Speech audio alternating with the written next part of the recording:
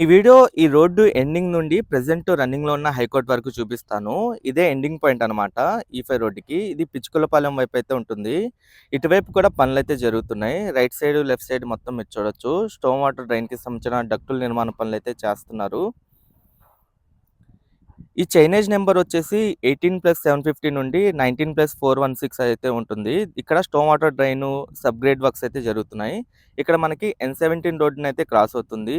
ఇది E5 N17 road junction అంటారు.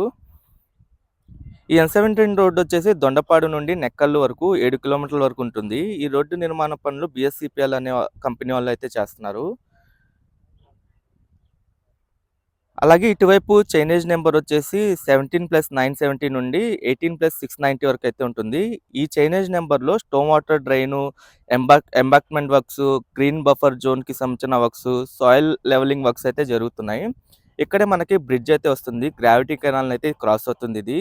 ఇది మేజర్ బ్రిడ్జ్ అనమాట. ఈ మేజర్ బ్రిడ్జ్‌కి సంబంధించిన పియర్ వాల్ వర్క్స్ అయితే జరుగుతున్నాయి. ఇక్కడ మొత్తం మీరు చూడొచ్చు. ఈ బ్రిడ్జికి సంబంధించిన చైనేజ్ నెంబర్ వచ్చేసి 17+921. ఇక్కడ గ్రావిటీ కెనాల్ దాటిన తర్వాత మనకి N16 రోడ్ అయితే వస్తుంది. ఆ N16 రోడ్ వచ్చేసి అబ్బరాజుపాలెం నుండి నెక్కల్లు వరకు 8.7 కిలోమీటర్ల డిస్టెన్స్‌లో ఉంటుంది. ఆ రోడ్డు నిర్మాణ పనులు BSCPL కాంట్రాక్ట్ సంస్థ వాళ్ళైతే చేస్తున్నారు.